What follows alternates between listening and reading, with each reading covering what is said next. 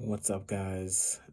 This is Brennan from the Rule of Thirds podcast, giving my review about The Flash Season 7, Episode 1 and 2, and how I felt about it, and my views about it, and just like my own personal opinion. So, what a crazy episode. I know you guys have probably seen Chris, he made his own kind of video about Superman and Lois, and so definitely go check that out. I'm actually about to watch Superman and Lois right now, all three long episodes, which will definitely be fun. Um, but so yeah, The Flash season 7, episode 1 and 2.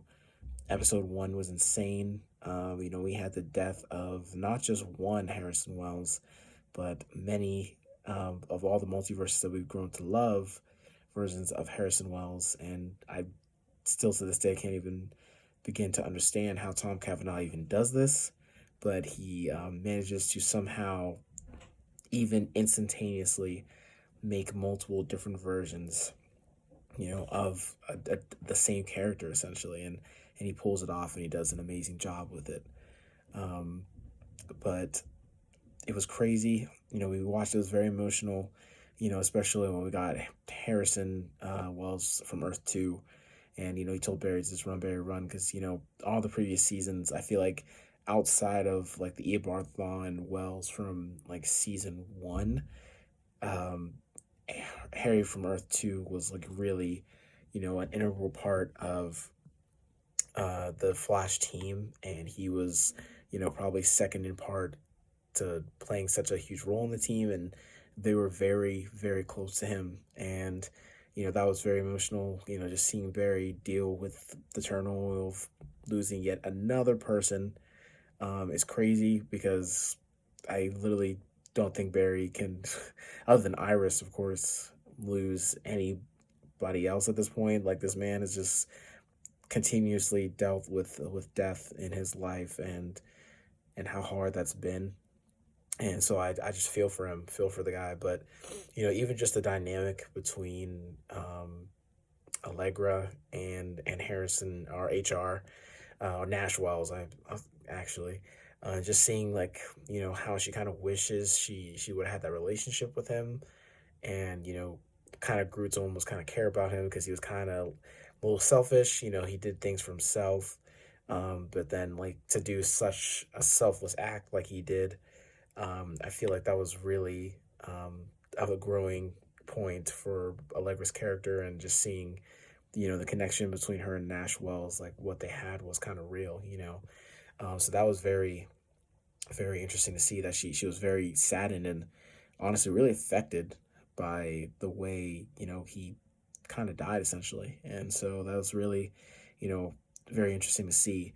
But even just in episode 1, Barry getting like his powers back was very, very cool. I like the new Flash costume where it's like his mask kind of like, like it's almost like the nanotechnology. Like, if you guys remember watching uh like, if you guys know we talk about Marvel all the time, but watching Marvel and watching the nanotechnology that Tony Stark had. If you remember watching that from Avengers Infinity War, when he first was facing Thanos' army, it almost kind of felt like the same thing. Like, I loved like the way Grant Gustin's like the Flash mask kind of came on. I thought that was really, really cool. That was awesome, and just seeing him get his powers back was really cool. Just seeing him back in action again. Um, so it was a really good episode. Episode 1 was great. But honestly, for me, um, the greatest part, again, also it was really fun seeing Grant Gustin play also very different versions of the Wells as well. Like, it just shows how amazing of an actor he is, and you know the actor that they have with him on in the crew to be able to do different things like that. Him and Tom Cavanaugh, like I said.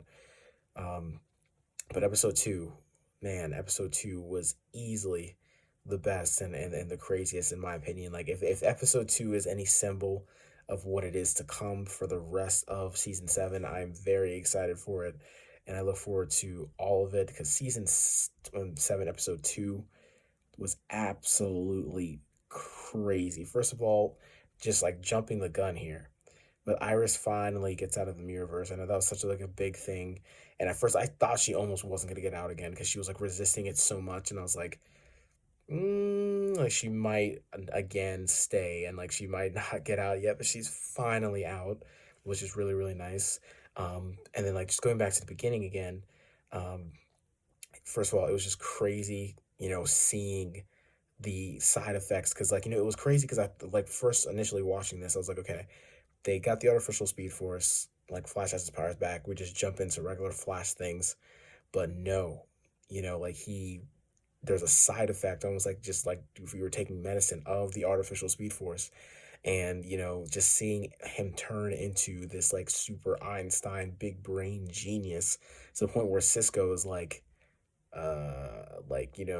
okay, I didn't even think of that, was just freaking awesome because I know like in the comics a lot of times Barry Allen's even like if you remember this from season three, I think it was, where uh Eobard Thawne Flashpoint happened and he was saying like, oh, the Barry I know from the future is not this stupid or something. Like just seeing like Barry just be like highly like intelligent and just figuring things out was really, really cool. But it was just so amazing how he went from like a human almost like a robot. You know what I mean? Like it was just crazy, like watching the transition over the episode. Again, commending Grant Gustin's acting again because that was really all him. Like he put it from like he was human mixed with like high level intelligence, and he just transitioned slowly to like a robot where he just like all he knew was calculations and math and started sacrificing things that he held dear to his heart, like his friends, his family. Um, just watching him like just do that transformation, he's amazing. Love Grant Gustin, but it was just so sick seeing that where like even Gideon, he was outsmarting like a freaking artificial intelligence that he created later in the future. Like he's over here outsmarting that, so it was just crazy to see.